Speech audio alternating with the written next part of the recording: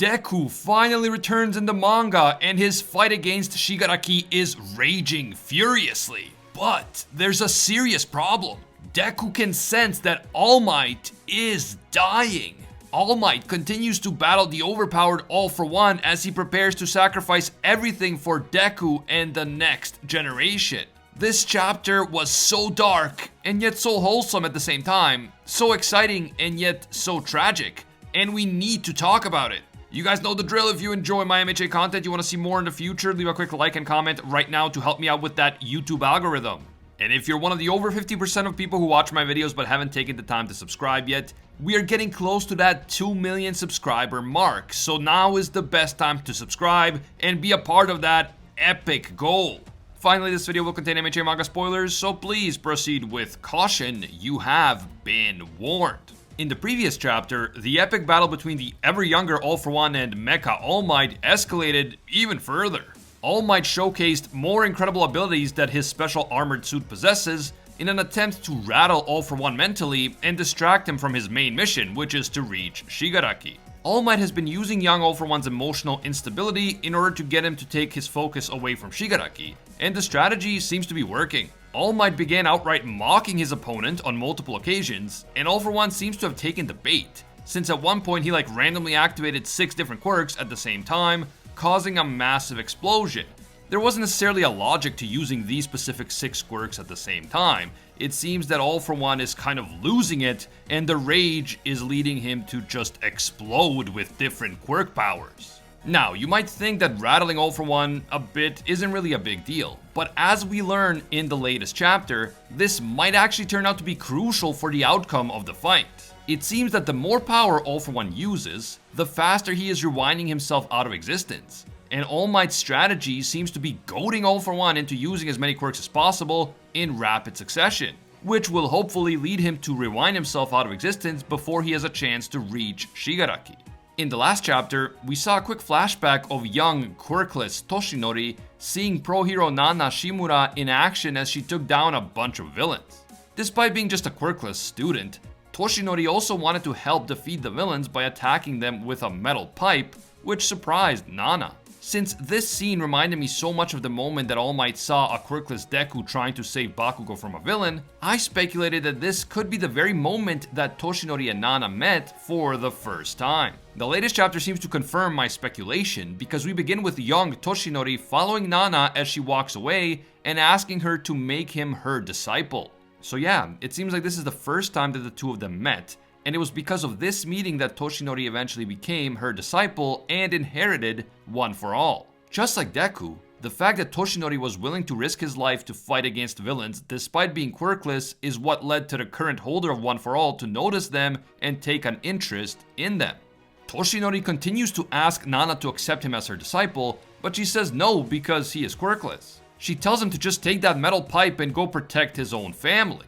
But All Might says that his family was killed long ago, presumably by villains or criminals. Nana says that hers was too, but she maintains that she doesn't have time to help some kid exact his revenge for the loss of his family. So here we learn that All Might's parents were seemingly killed by villains when he was quite young, and this surely must have played a role in his decision to try and become a hero despite the fact that he is quirkless. As far as Nana goes, we know that she lost her husband to All for One, but I'm not sure if this is the family member that she is referring to, or if there are even more members of the Shimura family who were killed by villains. Now, even though Nana made it clear that she has no time for revenge fantasies, Toshinori keeps pushing, and he explains that he is not interested in revenge. He cannot stand the dreadful state of society. Criminals and villains get rewarded for their actions, which creates sorrow and blind rage in victims, eventually turning them into criminals as well. Toshinori doesn't want to just stand by as this spiral of crime, hatred, and sadness consumes the hero society. He wants to create a world where everyone can live happily with a smile on their face, and for that to happen, this world needs a symbol of peace. There is far too much crime and villainy, and people are traumatized and living in fear. So Toshinori wants to become the symbol of peace, someone that all the people can look to for protection from all the evils currently plaguing society. Someone who will always be there to offer them hope and a sense of safety. Nana is clearly moved by these words, and she obviously does believe that Toshinori is being sincere. But she still wonders why he would be pursuing that kind of power when he doesn't even have a quirk. Toshinori replies that in this chaotic situation, most people are busy just trying to protect their families, and they don't have time to worry about grander ideas like becoming the symbol of peace for an entire society. But Toshinori is someone who doesn't have a family and who doesn't have a quirk. He doesn't have a role of his own in this society, so he wants his role to be the symbol of peace. This is quite an emotional moment, and you can really see the dedication and sincerity in Toshinori's face as he is saying all of this to Nana. Nana clearly sees it too, because she did eventually agree to become his master, and she eventually transferred One for All onto him. Toshinori became All Might, the symbol of peace. Back in the present moment, All Might's car Hercules fires off a strange high-tech projectile which smashes right into All for One's abdomen. This projectile appears to be like a giant high-tech syringe, and it injects All for One with a strong acidic substance.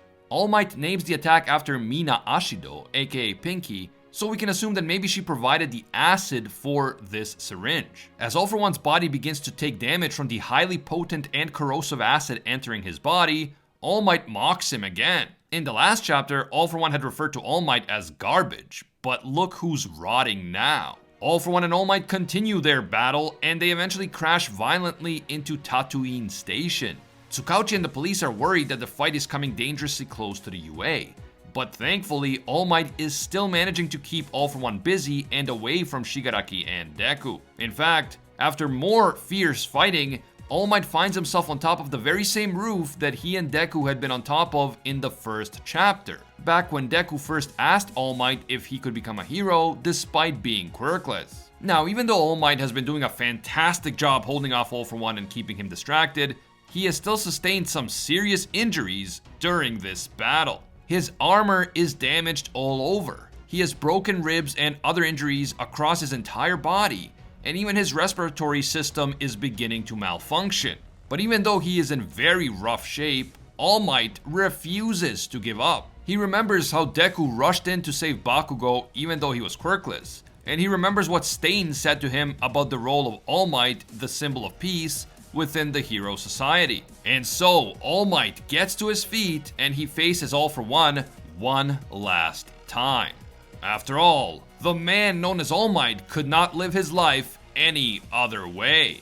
As the villain flies above All Might, the hero notices that All for One has gotten even younger. If he was like a teen earlier, now he's closer to a tween, and it's clear that he doesn't have very much time left. All for One was forced to use multiple quirks at once at a very high intensity in order to get all of that deadly acid out of his body. And so the result is that he suddenly became visibly younger. So All Might concludes that the more damage All for One takes and the more that he is forced to overuse his quirks, the quicker he will rewind himself out of existence. All Might then not only smiles as he usually does, but he even laughs heartily while important moments from his life flash before his eyes. Many of these moments involved Deku, All Might's successor and the symbol of peace for the next generation. All Might calls out to Hercules to send everything they've got at All for One right now, and then he proclaims that he's happy to play this role and to help everyone. He is happy to be the symbol of peace once again, even if it turns out to be the very last time. Interestingly enough, we see that the white color has returned to All Might's right eye, while his other eye remains that sunken dark color. All Might vows to do his best and to win. Or rather, he seems confident that in the end, the heroes will win, but there is no guarantee that All Might himself will live long enough to see that victory. As all the remaining weapons and support items are activated all at once, All Might's armor grows a bunch of extra appendages, kind of like Doc Ock's tentacles from the Spider-Man franchise. There is also like a robotic drone that looks like a bird flying above All Might, kind of like a mini Tokoyami. The hero activates additional abilities in order to increase his mobility, including abilities that were inspired by his students Ingenium and Uravity. And while All Might is preparing for his last stand against All for One, the vestige of All Might within Deku's One for All suddenly feels the presence of the real All Might. The vestige can sense that All Might and All for One are fighting, and then after many chapters, we finally get another glimpse of the epic battle between Deku and Shigaraki. Both of them are looking absolutely fierce and like they are fighting furiously, but Deku is also concerned about All Might since he can also sense what All Might's vestige is sensing.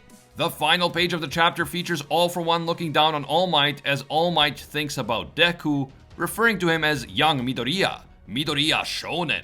All Might's overwhelming determination has reached Deku, and throughout this chapter, All Might has been truly incredible and inspirational. He refuses to give up despite severe injuries. He is fighting bravely and boldly until the end, and throughout it all, he firmly believes that the heroes will win in the end. However, even though this chapter is very hopeful in many ways, there are also very dark undertones in this chapter that we definitely need to talk about.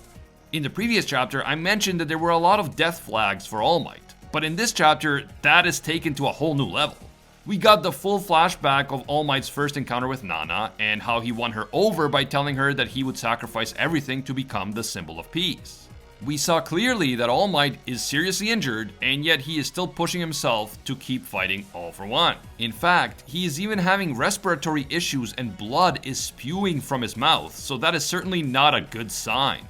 We saw important moments of his life flash before his eyes as he laughed. These are major death flags, and if All Might is ever going to die in the MHA manga, then this is the time.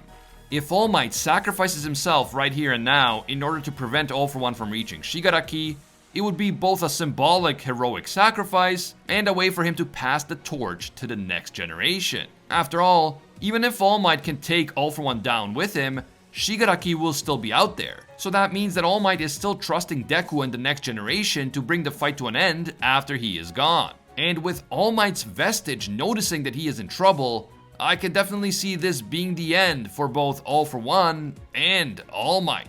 Just think about it, the symbol of peace may die right here and now, but then his vestige inside of One For All will finally be complete. It will no longer be just a silhouette of a vestige, it will be All Might's vestige in its full form, just like the other vestiges. And with that, All Might will continue to live on inside of Deku, just like Nana and the other former users of One For All. And Deku will become the new symbol of peace after he defeats Shigaraki and brings the war to an end. Honestly, this MHA final arc hasn't been perfect, although it has had some great moments. But depending on how Horikoshi handles All Might's potential final sacrifice, this could turn out to be the most epic and most powerful moment in the entire series. I don't know about you guys, but I'm both scared and excited to see what happens next. What do you guys think? Are these death flags foreshadowing All Might's final sacrifice? Will All Might's death change the nature of his vestige inside of One For All? Is Deku about to become the new symbol of peace? Let me know down in the comments below. For more foreshadowing about All Might's potential death, don't miss my previous video, link in the description and on screen. If you enjoyed this video and you want to see more MHA content in the future, leave a quick like right now. And if you're one of the over 50% of people who watch my videos but haven't taken the time to subscribe yet, do me a big favor and subscribe right now. We are trying to fully awaken our quirk here on the channel by reaching 2 million subscribers, and every single subscription helps.